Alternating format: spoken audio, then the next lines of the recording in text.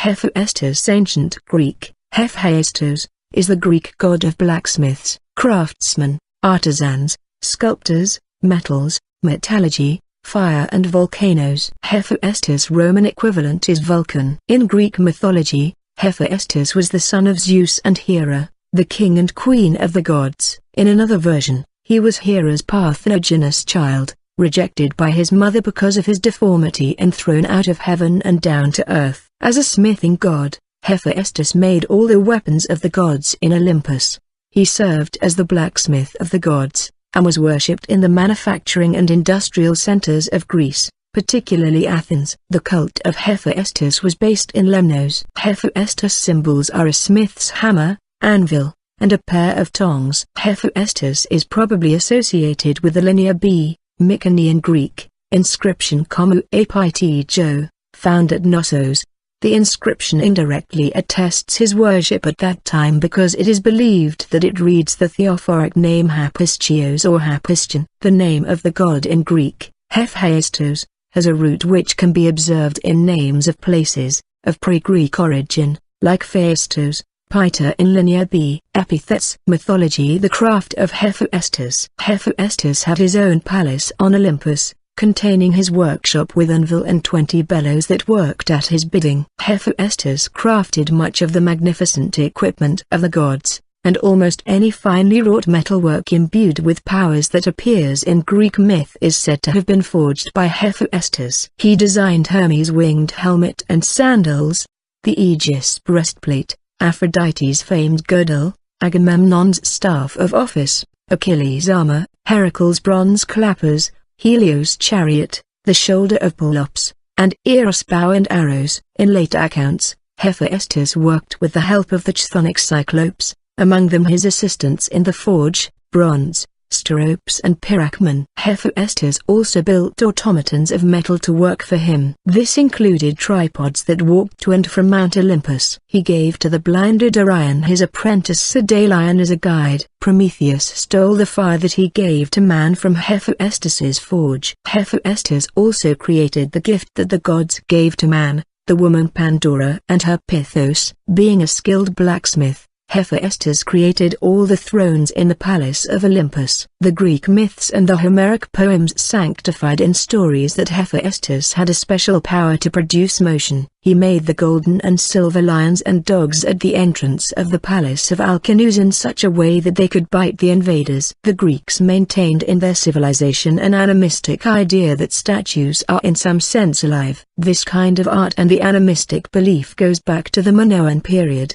when Daedalus, the builder of the labyrinth, made images which moved of their own accord. A statue of the god was somehow the god himself, and the image on a man's tomb indicated somehow his presence. Parentage. Homer's Odyssey and Iliad, as well as some Attic vase paintings, have Hephaestus being born of the union of Zeus and Hera. In another tradition, attested by Hesiod, Hera bore Hephaestus alone. In Hesiod's Zeus-centered cosmology, Hera gave birth to Hephaestus as revenge at Zeus for his asexual birthing of Athena. Several later texts follow Hesiod's account, including Bibliothèque, Hyginus, and the preface to Fabulae. However, in the account of Attic vase painters, Hephaestus was present at the birth of Athena and wields the axe with which he split Zeus' head to free her. In the latter account, Hephaestus is there represented as older than Athena, so the mythology of Hephaestus is inconsistent in this respect. Fall from Olympus. In one branch of Greek mythology, Hera ejected Hephaestus from the heavens because he was shriveled of foot. He fell into the ocean and was raised by Thetis, mother of Achilles, and the Oceanid Eurynome. In another account, Hephaestus, attempting to rescue his mother from Zeus' advances, was flung down from the heavens by Zeus. He fell for an entire day and landed on the island of Lemnos, where he was cared for and taught to be a master craftsman by the Centaurs, an ancient tribe native to that island. Com. Eel. I. 590, and C. Val. Flack. 2. 8.5, Apollod. I. 3. Section 5. Who, however, confounds the two occasions on which Hephaestus was thrown from Olympus. Later writers describe his lameness as the consequence of his second fall, while Homer makes him lame and weak from his birth, return to Olympus. Hephaestus was the only Olympian to have returned to Olympus after being exiled. In an archaic story, Hephaestus gained revenge against Hera for rejecting him by making her a magical golden throne, which, when she sat on it, did not allow her to stand up. The other gods begged Hephaestus to return to Olympus to let her go, but he refused, saying, "I have no mother." The western face of the Doric temple of Hephaestus, Agora of Athens. At last, Dionysus fetched him, intoxicated him with wine, and took the subdued smith back to Olympus on the back of a mule accompanied by revelers, a scene that sometimes appears on painted pottery of Attica and of Corinth. In the painted scenes, the padded dancers and phallic figures of the Dionysian throng leading the mule show that the procession was a part of the dithyrambic celebrations that were the forerunners of the satyr plays of 5th century Athens. The theme of the return of Hephaestus, popular among the Attic vase painters whose wares were favored among the Etruscans, may have introduced this theme to Etruria. 29. In the vase painter's portrayal of the procession, Hephaestus was mounted on a mule or a horse, with Dionysus holding the bridle and carrying Hephaestus' tools, including a double-headed axe. The traveler Pausanias reported seeing a painting in the temple of Dionysus in Athens, which had been built in the 5th century but may have been decorated at any time before the 2nd centuries. When Pausanias saw it, he said, "There are paintings here, Dionysus bringing Hephaestus up to heaven." One of the Greek legends is that Hephaestus, when he was born, was thrown down by Hera. In revenge he sent as a gift a golden chair with invisible fetters. When Hera sat down she was held fast, and Hephaestus refused to listen to any other of the gods save Dionysus. In him he reposed the fullest trust, and after making him drunk Dionysus brought him to heaven.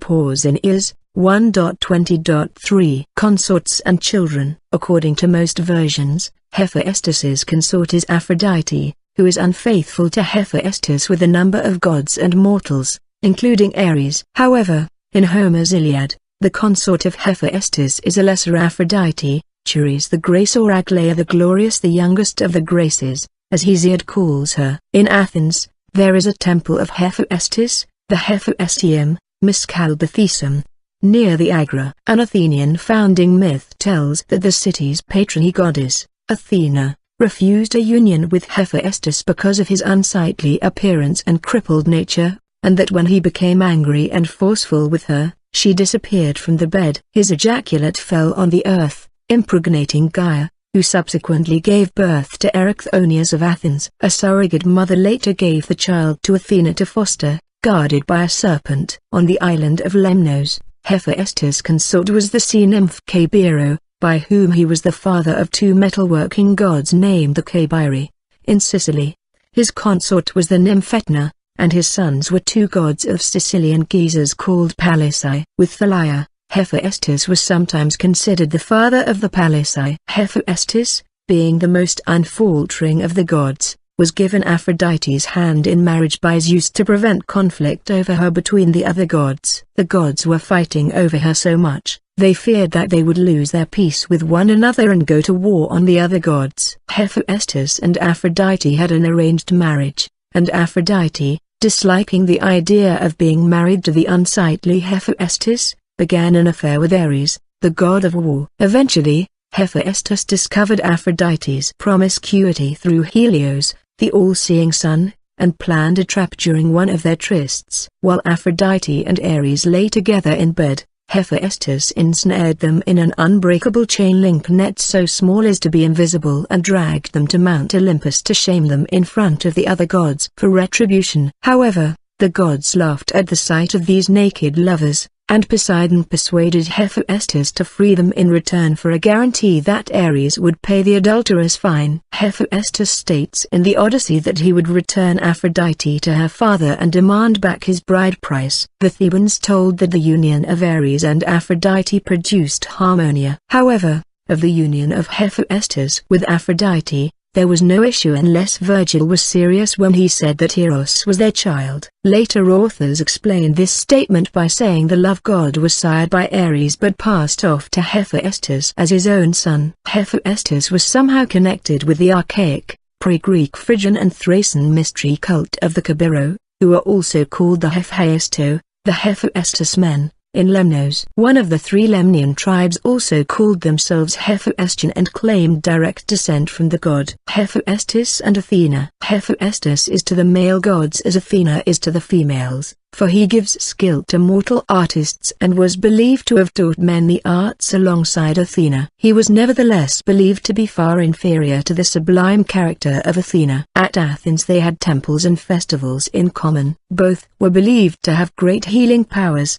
and Lemnian earth, Terra Lemnia, from the spot on which Hephaestus had fallen was believed to cure madness, the bites of snakes, and hemorrhage, and priests of Hephaestus knew how to cure wounds inflicted by snakes. He was represented in the temple of Athena Chalciochus, Athena of the bronze house at Sparta, in the act of delivering his mother, on the chest of Cypselus, giving Achilles his armor to Thetis. And at Athens there was the famous statue of Hephaestus by Alcmaeons, in which his lameness was only subtly portrayed. The Greeks frequently placed small dwarf-like statues of Hephaestus near their hearths, and these figures are the oldest of all his representations. During the best period of Grecian art he was represented as a vigorous man with a beard, and is characterized by his hammer or some other crafting tool, his oval cap, and the chiton. Volcano god Hephaestus was associated by Greek colonists in southern Italy with the volcano gods Adranus,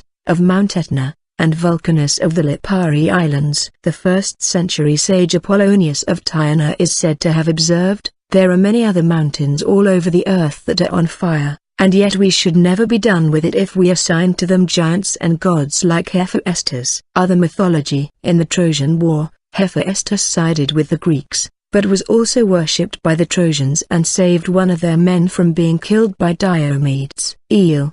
V. 9, and c. Hephaestus' favorite place in the mortal world was the island of Lemnos, where he liked to dwell among the Centaurs. Ad. 8.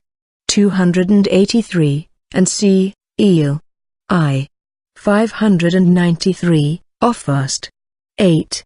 82. But he also frequented other volcanic islands such as Lipara, Hyiera, Imbros and Sicily, which were called his abodes or workshops. Apollon. Rod 3. 41, Quim. Him. In Dian. 47, Serve. Adn. 8. 416, Strab. P. 275, Blin. H. N. 3. 9. Val. Flak. 2. 96. The epithets and surnames by which Hephaestus is known by the poets generally allude to his skill in the plastic arts or to his figure or lameness. The Greeks frequently placed small dwarf-like statues of Hephaestus near their hearths, and these figures are the oldest of all his representations. Herod. 3. 37, Aristov. Avenue 436, Quim. Him. In Dian.